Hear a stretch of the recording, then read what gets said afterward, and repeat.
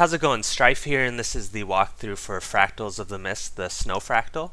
So I'm doing all my fractal videos at level 30. I thought this was a good level to show the proper strategies without dragging on too long, like at the 40 plus level. So what we're doing right now is the path we take down. It's just the shortest path we've found without dying, obviously, when you fall off the cliff. And then up here at this fire you can regen your health. So on my Guardian I'm equipping, on both Guardians we're equipping Hammer, Staff, and then Sanctuary. This little event up here, it got a lot harder now that all the mobs are melee, most of them being the Great Sword type mobs that whirlwind towards you. So we're actually going to chain interrupts through Line of Warding and Ring of Warding. So you'll see we'll max melee range right here.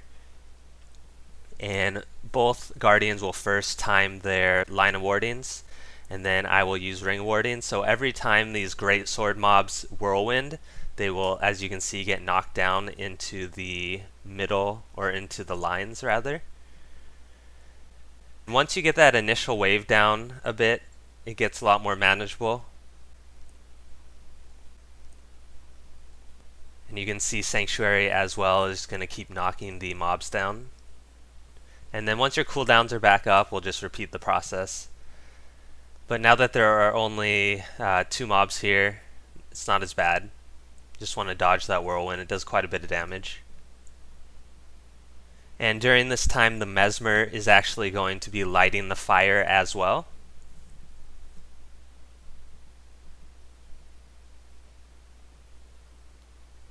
So at this point you can either just kite around. The other method is obviously if you don't have 2 Guardians, you can kite around from the very start. Cripples help quite a bit, especially AoE cripples. And then of course that whirlwind attack is probably the most dangerous attack because it's pretty quick and it does a lot of damage. So once that event finishes, you just want to start running towards this wall that melts. We're going to run to the elemental source. These air currents, as you can see, they put a cripple on you as they pulse, and then when the lightning strikes, it's going to knock you back.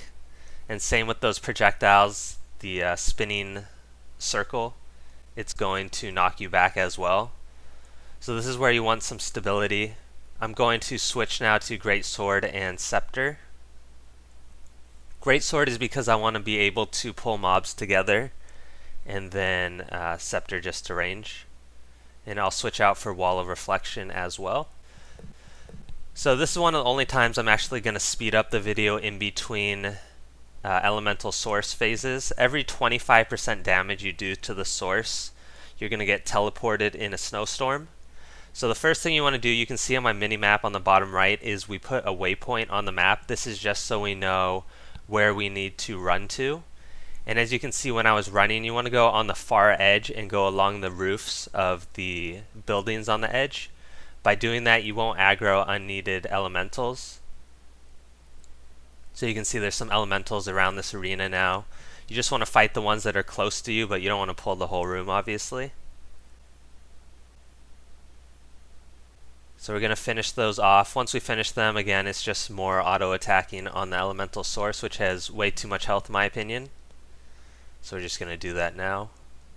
And then of course you want to utilize the fire so you don't have the debuff on you. You can see in the buff bar, or the boon bar on the bottom, I have a little ice type icon with a head and ice around it, which just disappeared because I'm in the fire. But every stack of that does damage, so you really don't want it to get above like 10 stacks. If you get that high, you just want to run over to the fire to let it get off. And this is where, as you can see, you utilize Great Sword and your Reflects. Obviously that was bad timing on the Reflects by having 2 walls and wasting them.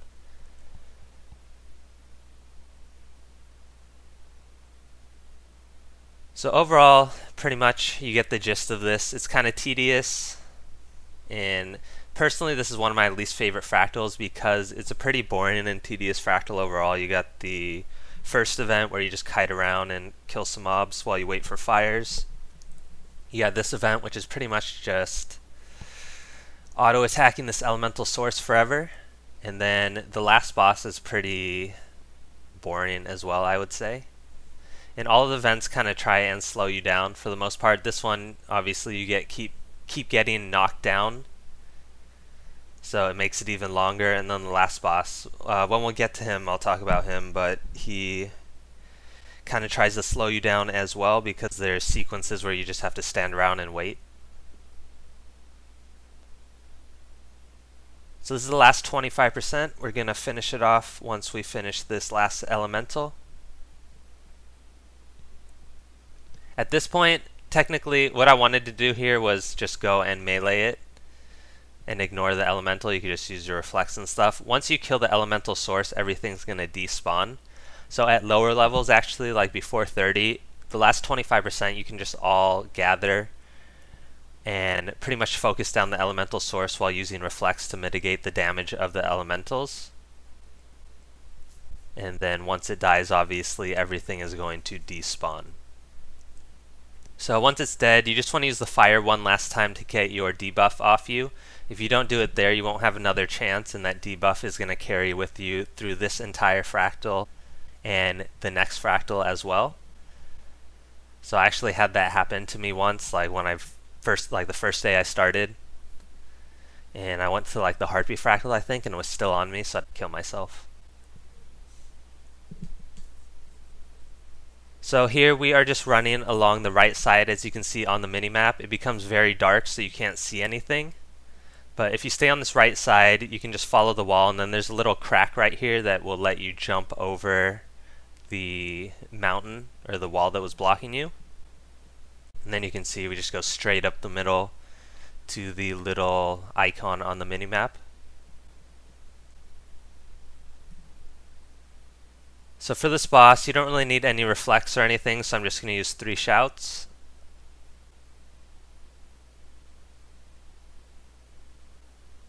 And then once we get up here, you want everyone to group up right past this flag, because when you run through this little hallway right here, a door is going to close. Now if someone's behind, they can use that flag. They can use their interact button onto it and they will get teleported into this room. They'll probably get teleported into an ice crystal though, so they'll have to destroy it before they can actually move. And then, so for this boss, he pretty much only has 2 attacks when he's on the ground. And then as you can see, every 2 cycles, and I'll talk about the cycles in a second, but he will teleport to the top where you can't really hit him. And then ice crystals will fall from the ceiling. The ice crystals are what cause agony, but they do so much damage that even without the agony, you're pretty much going to get downed anyway. And they're so easy to dodge that agony doesn't really matter for this boss. But you can see his cycles here. So what he first does when he teleports down, he does a few sword auto attacks. Then he's going to blow ice breath at you, which is going to do a lot of damage and put that debuff on you. So whoever he targets, just double dodge backwards, which is usually going to be a guardian.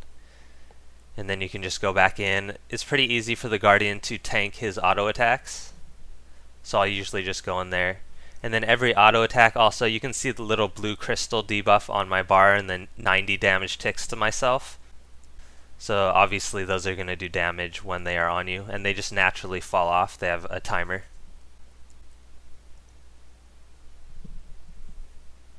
Once in a while the boss will also put you, or no, sorry, when you hit, I think it's 10 stacks on the ice crystal, you'll get trapped in a ice crystal. So you can basically destroy it to free your party member, but sometimes it bugs out, so even after you destroy it, you're still stuck in it for a little bit. If you're dodging the ice breath there, it's usually not a big deal though. Usually you won't get enough stacks just from the sword auto attack. And then this part we're running to right here, it's actually like a safe spot. You're not going to get hit by anything. But it's the same pattern every time the ice crystals fall. It goes down the middle first, down the left, then down the right. So really you should have no trouble dodging it at all. And then from here we're just going to finish him off. And that will be the end of one of the most boring fractals out of Fractals of the Mist, the Snow Fractal. pick up your chest, and thanks for watching.